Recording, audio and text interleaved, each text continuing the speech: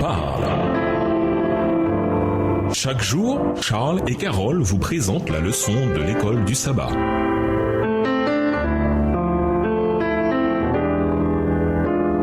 Bienvenue à votre émission. Dieu nous parle. Nous voilà à la leçon de mardi. Alors nous connaîtrons. Le ciel est une école dont le champ d'étude est l'univers et le maître, le Dieu infini. Une branche de cette école a été instaurée en Éden et l'éducation reprendra une fois que le plan de la rédemption sera mené à terme. Extrait du livre Éducation, chapitre 35, page 261, livre écrit par Ellen G. White. Si vous êtes, comme la plupart des gens, vous vous posez beaucoup de questions. Des questions sur le péché, sur la souffrance, la maladie, la mort, pourquoi ceci ou cela est arrivé. Nous avons des questions sur la nature aussi et tous ses mystères. Pour tous les progrès extraordinaires que la science a fait en nous aidant à mieux comprendre le monde et l'univers dans son ensemble, il reste encore tellement de choses insaisissables. Depuis les formes de vie les plus simples jusqu'au ciel au-dessus de nos têtes, depuis le mouvement des particules subatomiques jusqu'aux galaxies tourbillonnantes qui sont éparpillées dans le cosmos, nous sommes confrontés à une réalité qui est bien trop grande et trop profonde pour que nos pensées puissent la saisir,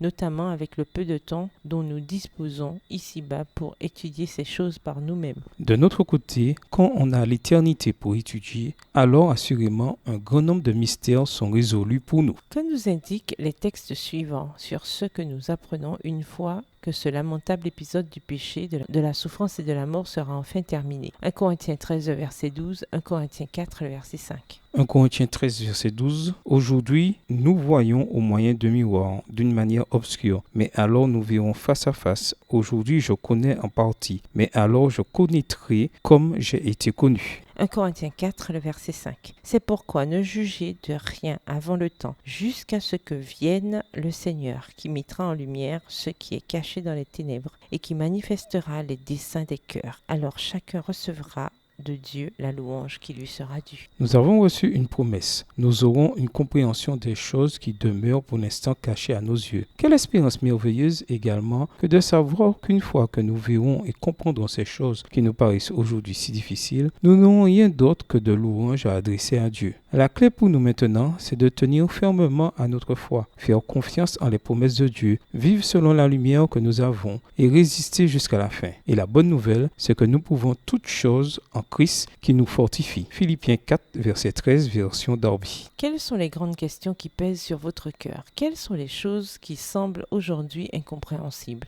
En quoi le fait d'apprendre à faire confiance à Dieu pour les choses que vous comprenez vous aide-t-il pour celles que vous ne comprenez pas pour le moment? Au revoir. Et à demain si Dieu veut. Dieu nous parle. Chaque jour, Charles et Carole vous présentent la leçon de l'école du sabbat.